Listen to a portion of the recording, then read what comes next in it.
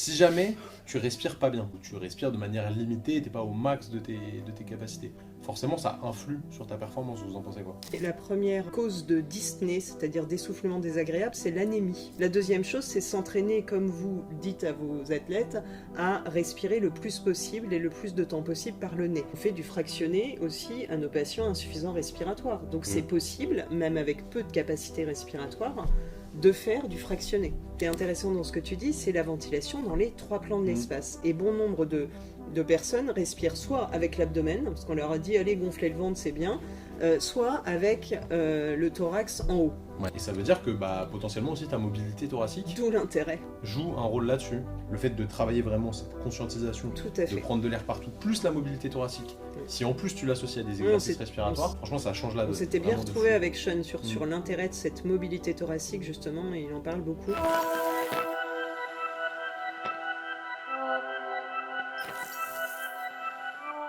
Salut les amis, bienvenue dans ce nouvel épisode du Training Therapy Podcast. J'espère que vous allez bien aujourd'hui. Je suis bien accompagné par 3 personnes de qualité. Bon, une moins que les autres, mais je dirais On dira pas qui. voilà. Sur les 4, il y a quelqu'un qui a un t-shirt un peu violet qui est pas ouf quand même. Mais bon, bref, c'est pas grave. Étienne, Sophie, Simon. Bah quoi, il y a du violet sur mon t-shirt. Ah ouais. Voilà, je m'auto-clash, ça va, c'est sympa. Étienne, spécialisé dans la prise en charge des coureurs, que ce soit pour des douleurs au cabinet ou pour de la performance en coaching, si je dis pas de bêtises. Exactement. Et Sophie, expert en kinésithérapie respiratoire, la doyenne ici qui va veiller sur nous. Attention, épisode où on est surveillé. Aujourd'hui, j'aimerais vous parler à vous deux d'un truc moi qui m'a personnellement limité quand j'ai commencé la course à pied, et tous les efforts d'endurance en réalité, c'est le système respiratoire pour la performance, au service de la performance.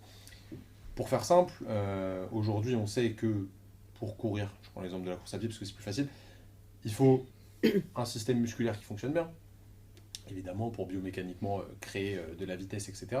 Mais pour que ce système musculaire il fonctionne bien, il faut lui apporter de l'oxygène, parce que l'être humain est quand même un humain aérobie par définition, on a besoin d'oxygène pour fonctionner, et ce qui amène l'oxygène aux muscles, c'est l'air qu'on inhale, si je dis pas de bêtises. Ouais. Ça va, pour l'instant je me trompe pas. Très bien.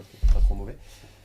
Si jamais tu respires pas bien, ou tu respires de manière limitée et t'es pas au max de tes capacités, forcément ça influe sur ta performance. Vous en pensez quoi? Moi, je pense qu'en tout cas, c'est une des problématiques de certains clients au début. Au final, souvent, ça va mieux après. Mais au début, sur un bilan d'entrée, ils vont me dire quand je cours, ce qui me limite, c'est pas forcément j'ai mal aux jambes ou le cardio, mais c'est juste que à la fin, j'ai du mal à respirer. Et c'est vrai que c'est quelque chose qui me bloque un peu, où j'ai pas forcément de solution à leur proposer. Au final, juste souvent, il faut diminuer l'intensité et puis reprendre progressivement, réaugmenter progressivement avec une intensité plus basse, et ils sont plus limités par ça. Ou en tout cas, j'ai l'impression qu'ils le sont plus, et plus une plainte. Mais c'est vrai que c'est quelque chose que j'entends, moi, en tout cas, avec mes clients de temps en temps, avec les coureurs. Alors moi je dirais que dans mon quotidien, forcément j'ai des patients atteints de maladies respiratoires, donc c'est la C'est pompe pas le cadet de respiratoire. leur souci de courir Voilà. à 15 Ouais, mais km/h. ils vont C'est peut-être ça, ressentir mais ça ils ressentent ça beaucoup plus tôt sur en les fait, escaliers, quoi. C'est ça. que les sportifs. Mais finalement, on pourrait leur donner déjà les conseils de base de l'hygiène qu'il faut avoir pour déjà avoir une ventilation optimale. Une ventilation optimale, ça veut dire que on chante en fait après les alvéoles. D'accord ? Ok. Parce que après les alvéoles, le passage dans le sang, en fait, c'est autre chose et c'est pas la ventilation qui va nous Oui, amener c'est ça. le transport de D'accord. l'oxygène avec l'hémoglobine, etc. Voilà, tout ça. Donc ça, on ne l'oubliera pas d'aller tester ça aussi, puisque la première cause de dyspnée, c'est-à-dire d'essoufflement désagréable, c'est l'anémie. Ok. Donc, Ah, mais ça, c'est Chez les intéressant hommes et déjà. chez les femmes? Oui. Ok. Ça, c'est intéressant Et du coup- pour les femmes. Du coup, ça c'est quand même... Attends, on vient de dire chez les hommes et chez les femmes. Oui, mais... Oui, mais c'est très intéressant parce que Il y a on n'a plus d'anémie pas chez les les mêmes... femmes. Voilà. Et parce qu'on n'a pas... Logique. Du coup, qu'est-ce qu'il faut manger, Simon? Du boudin. Du boudin, le boudin. Vous savez, je vous raconte une petite anecdote. Un jour, j'ai un ami qui me dit ouais, ma femme, elle est anémiée, elle est anémiée. Et cette personne-là était antillaise, je crois. Réunionnaise. Rien à Et voir. elle avait été Aucun voir rapport. le médecin. Et son médecin traitant lui avait dit écoutez, madame, il faut juste manger du boudin. Voilà, c'est exceptionnel, j'ai rigolé. Bon, ça n'a rien changé. Hein.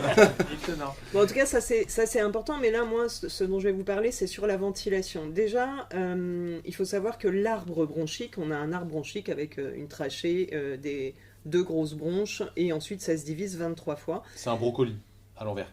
C'est ouais, ou un C'est ça. chou-fleur, ou un brocoli, Non, ou un pas- chou romanesco. Un chou romanesco. C'est beau, ça. Ça. en C'est dégueulasse. fonction. Oh non. Ah non, brocoli, c'est Le très, chou, très c'est bon. pas bon. Non, le chou romanesco, ça reste pas. Ah, ça dépend comment c'est cuisiné. Ah. Ça dépend. Pas trop cuit. Prochain podcast. Philippe Etchebest, Pas si trop. tu nous regardes, j'ai très envie de faire une vidéo avec toi, Philippe. Donc si jamais, moi je suis chaud. Pour que Drôlement, l'arbre bronchique n'ait pas de réaction négative, ne se sente pas agressé, il y a la première chose, c'est le filtre des poumons, c'est le nez. Donc d'abord, c'est mettre en place une hygiène nasale qui va laver le nez et nettoyer et permettre l'inspiration par le nez plus facile. Ça, Ok. c'est déjà la première chose. La deuxième chose, c'est s'entraîner, comme vous dites à vos athlètes, à respirer le plus possible et le plus de temps possible par le nez. Ça va déjà protéger et éviter que les bronches, en fait, qui sont des cylindres avec des muqueuses à l'intérieur, se sentent agressées par un débit expiratoire qui augmente à cause du besoin en oxygène et qui, du coup, en fait, vont assécher ces muqueuses et serrer. Rendre plus serrée la bronche. Ok. Ça, c'est... Comment ? Non, j'allais dire, c'est vrai que l'hiver, quand tu fais de l'intensité, avec le froid, Aussi. tu vas sentir que ça te brûle la trachée quand tu as fini ta séance. Des fois, tu as un petit peu le bout de sang dans Mais la déjà, bouche. si tu vous tousses. aspirez 10 fois par la bouche là, maintenant, tout de suite, vous allez sentir en fait que tout votre arbre bronchique est sec. Mm. Vous allez sentir dans la Ouais. gorge, dans la trachée en fait. Donc déjà, là, il faut vous dire que l'arbre bronchique est agressé. Si en plus on a une petite hyper-réactivité bronchique ou qu'on a un fond d'asthme, eh ben, ça va être encore plus Ok. dramatique pour ça. Donc ça, c'est déjà peut-être la première des choses, en fait, un petit questionnaire à avoir sur tes athlètes en disant est-ce qu'ils ont un passé d'asthmatique ? Est-ce qu'ils font de la rhinosinusite chronique ? Est-ce qu'ils font plus de 1 à 2 bronchites par an ? En fait, ça, ce serait déjà pour moi la base. Ok. Ensuite, si c'est pas le cas, est-ce qu'ils sont sensibles au pollen ? Enfin, Oui. toutes ces choses-là. Voilà. Le 3. Et ensuite, après ça, le problème de justement toutes ces premières petites pathologies qui restent un peu... on s'en fiche un peu parce que ça t'empêche pas de faire du sport, parce que ça t'empêche pas de courir, parce que tout ça. Ensuite, ça va mettre la pompe respiratoire dans une position de protection. C'est-à-dire que toutes les petites bronches vers les 20, 18, 19, 20, 21, 22, 23 divisions bronchiques où les bronches sont encore de plus en plus petites, et ben elles, en fait, elles vont retenir l'air parce qu'elles se sentent tout le temps agressées par cette respiration buccale, par tout ce qu'on inhale dans une journée, et elles vont retenir l'air. Donc on va, sans s'en apercevoir, déplacer notre volume de respiration vers le haut. Et on va avoir un petit air piégé, un petit volume résiduel acquis qui va s'installer. Alors que c'est là où on a le plus de volume en soi. Alors, En bas. En bas. non, pas forcément en fait. C'est là où on devrait commencer Ok. à ventiler. Mais là, le fait de vous dire que ça va déplacer vers le haut, c'est pas comme l'eau qui rentre et qui monte en fait. C'est juste en fait, on va comme être gonflé. C'est-à-dire qu'au lieu de respirer comme ça ici, au repos, et ben déjà, on va respirer ici. On va déplacer notre volume de respiration vers le haut. Ok. Ce qui fait, qu'est-ce que ça va avoir comme conséquence ? Quand on commence l'activité physique, on est obligé d'abord d'augmenter son volume respiratoire. Mhm. D'accord ? Et ensuite, si on est un peu trop déjà haut, On augmente la fréquence. et ben en fait, on va augmenter la fréquence plus rapidement. Voilà. Du coup, ça a un aspect sur quoi ? Un impact sur la performance aussi, du coup, ça. Bien sûr. Bien sûr. Sur le confort et la performance. Bah du coup tu dois faire plus de Cette contractions. C'est Coordination, moins efficace quoi. volume fréquence, c'est intéressant parce que quand on avait fait la vidéo avec Sean sur le test sur Biker, là, Oui. C'était en pénible. fait, moi, il m'avait dit que ma fréquence était trop élevée en fait en termes de respiration et que j'exploitais pas suffisamment mon Voilà. volume. Et qu'en fait, la conséquence de ça, en fait, c'est que ça me coûtait de l'énergie. Alors qu'en C'est fait, ça. si je prenais des amplitudes, que des respirations plus lentes, au final, j'aurais été plus économe et du coup, ça aurait amélioré ma performance. Et du coup, bon, après, je pense que là, il y a une habitude peut-être. Et du coup, c'est un travail. Après en fait c'est respiration plus lente, mais tu vois si je fais le parallèle avec la natation qui est intéressant comme sport justement pour se rendre compte de ça, il faut aussi que tu sois capable d'expirer complètement. Oui, mais et c'est ben, juste bien que ce que je te disais. juste que souvent tu C'est-à-dire qu'en fait, souffles ce pas assez. volume d'air qui est piégé, Bien sûr, il Si faut être jamais- capable de l'expulser et après de le reprendre. si jamais justement tu es capable en fait d'avoir des bronches qui se laissent vider. Mhm. D'accord? Donc ça, c'est les premiers conseils. Et ensuite, ce dont tu voulais parler aussi, c'est le diaphragme, en fait, et sa capacité, en fait, à donner une amplitude optimale. Est-ce que quand les poumons sont complètement vidés, Ouais. il n'y a pas un espèce de réflexe de stretch qui vient justement ouvrir pour aspirer plus d'air? Alors, oui, c'est-à-dire qu'en fait, il y a un équilibre. L'équilibre, c'est quand juste vous faites une expiration de repos. Mhm. Là, le poumon et le thorax sont en équilibre.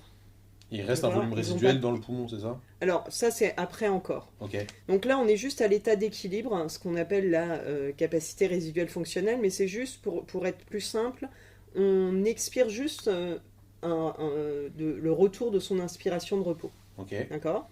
Là, on est à l'équilibre, c'est-à-dire qu'il n'y a pas de pression sur le thorax qui, lui, est un inspirateur. Le thorax, il est inspirateur. Si on coupe le sternum ici, le thorax, il fait comme ça.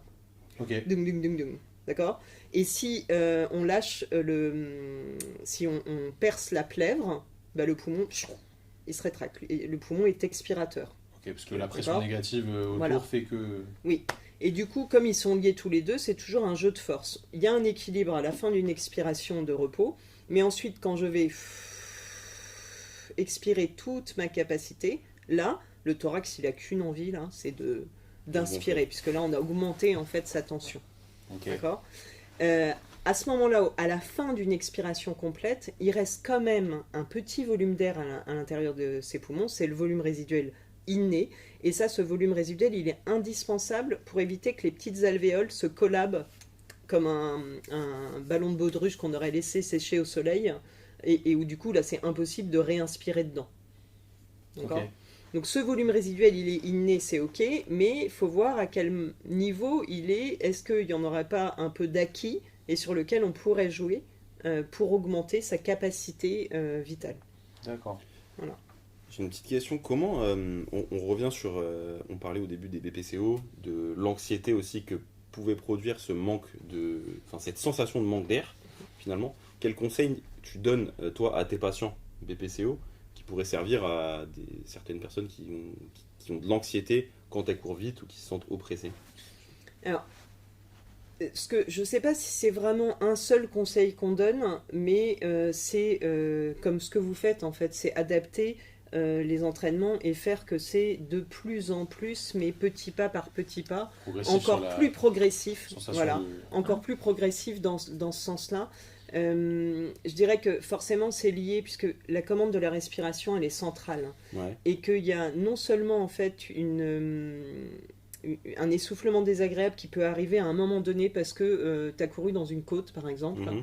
et la fois d'après ta commande centrale elle va commencer à augmenter ta ventilation avant la côte juste en la Ah, il y a voyant. une Ça appréhension, s'appelle en quoi. fait la C'est comme, dyspnée secondaire. C'est comme les douleurs chroniques, quand il n'y a plus de lésions, t'as mal alors C'est que exactement y a pas de raison, ça. quoi. Donc nous, ce qu'on conseille aux patients insuffisants respiratoires ou qui ont des soucis respiratoires, c'est déjà le début de l'activité physique. Il faut le faire sans parler, en se concentrant sur juste le mouvement qu'on a à faire, mais surtout, on ne parle pas les 5 premières minutes.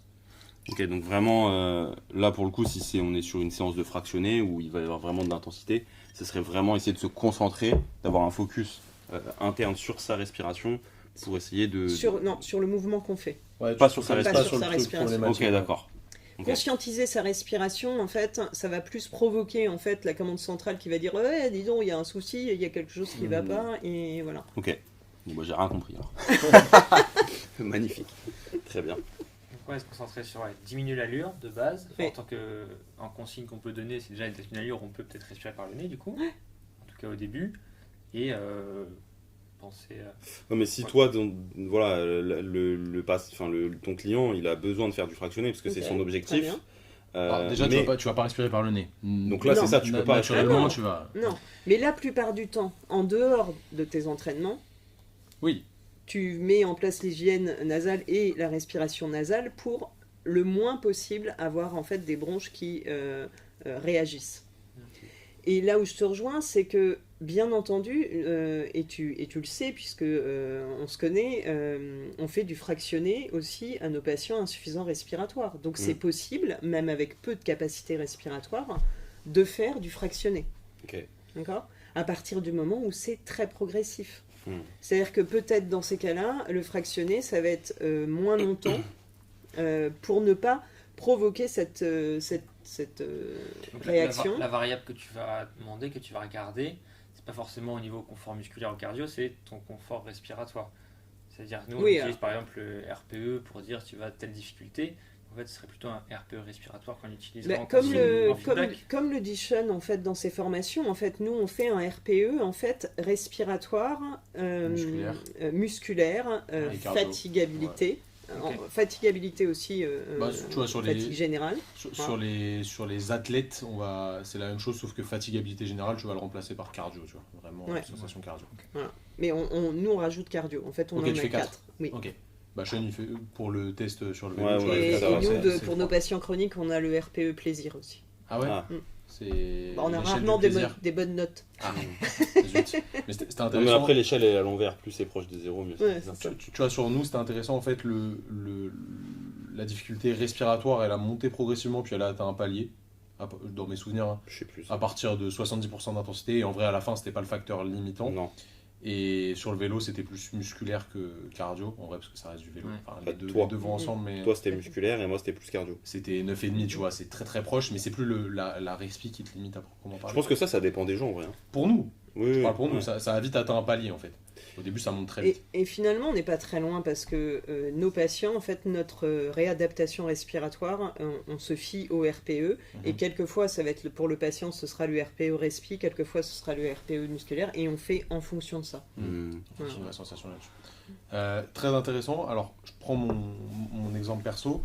On avait fait des EFR, enfin une petite partie de EFR sur moi. Je ne sais pas si tu te rappelles, à Lille, il y a quelques années, et j'avais une spirométrie, un VEMS éclaté, vraiment genre éclaté au sol, et quand je l'avais fait avec Sean, c'était pareil. Et à l'inverse de Simon, moi j'ai une bonne coordination, j'utilise bien le peu de volume que j'ai.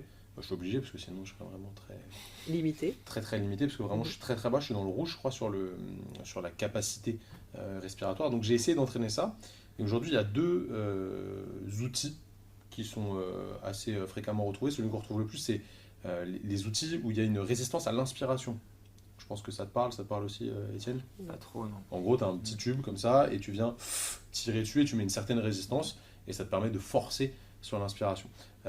C'est quoi le concept un petit peu derrière ça, Sophie ?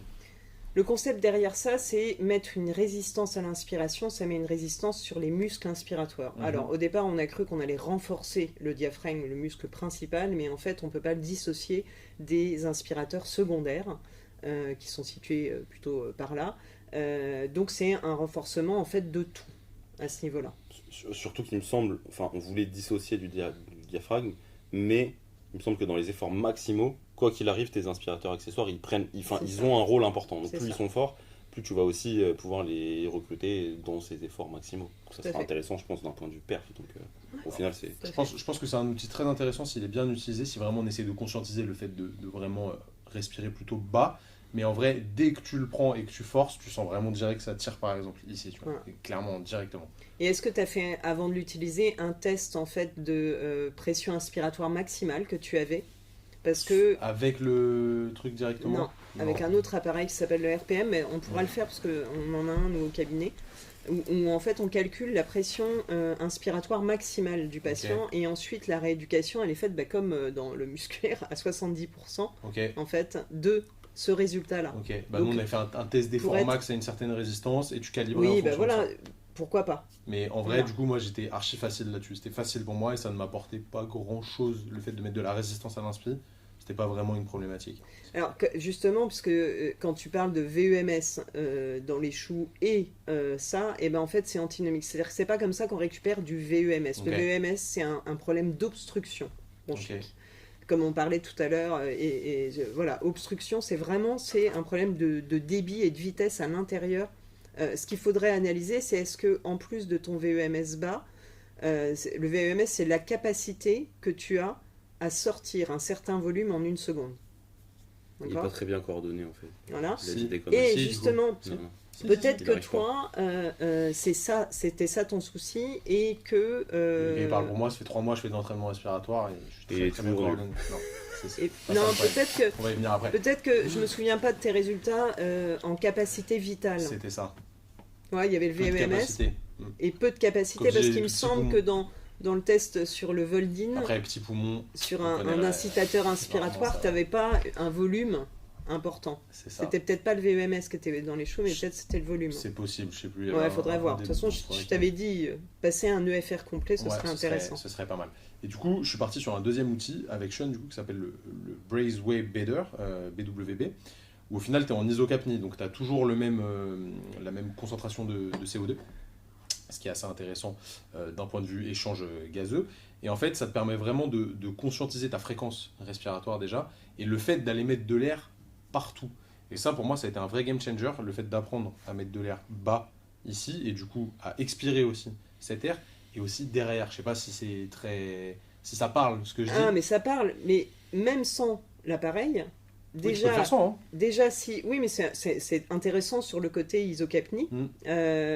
Et puis tu as un feedback en fait d'un truc Voilà. qui se gonfle et qui se Mais dégonfle. là, surtout, ce qui est intéressant dans ce que tu dis, c'est la ventilation dans les 3 plans de Mm. l'espace. Et bon nombre de personnes respirent soit avec l'abdomen, parce qu'on leur a dit allez gonfler le ventre, c'est bien, soit avec le thorax en haut. Ouais. Or, la ventilation dans les 3 plans de l'espace, elle est indispensable pour avoir une ventilation optimale. Le diaphragme, il s'étend dans les 3 plans de l'espace dès le début de l'inspiration.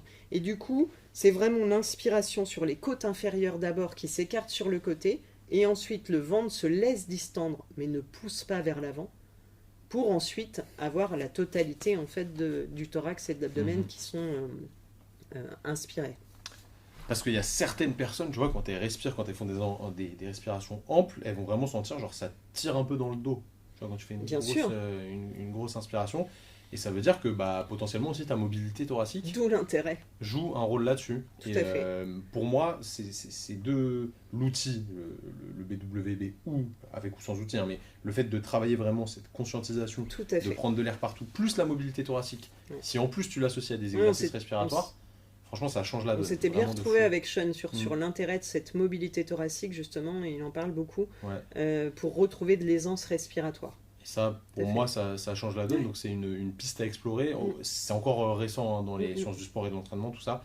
L'intérêt qu'on porte au système respiratoire, c'est assez récent, mais ça paraît logique que ce soit potentiellement déficitaire chez certaines personnes, Ouais. pour X ou Y X, raison, ouais. pas forcément savoir, mais Mm. c'est quand même une variable clé de la performance. Sans oxygène, tu peux pas bien performer, et si tu es déficitaire là-dessus, bah, peut-être que c'est une des causes de ton manque de progression, par exemple, mais c'est quelque chose qui est assez intéressant.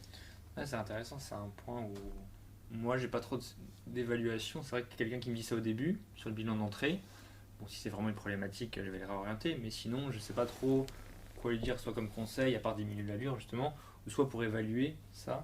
Je sais pas trop quelles questions je devrais poser. Tu m'as parlé du questionnaire, ça c'est intéressant, tu vois. Qu'est-ce qu'on pourrait faire comme test très simple pour voir si la personne elle arrive à ventiler dans les 3 plans et si elle a pas de restriction, si elle ne ressent pas de restriction en amplitude complète. D'abord, je pense, parce que la prévalence de l'asthme, en fait, et Ok. de tout ça est quand même importante. Donc d'abord, on va chercher dans l'historique de ton athlète, sur une hyperréactivité bronchique, sur un asthme dans l'enfance, sur un asthme à l'effort avant, par exemple, ce genre de choses.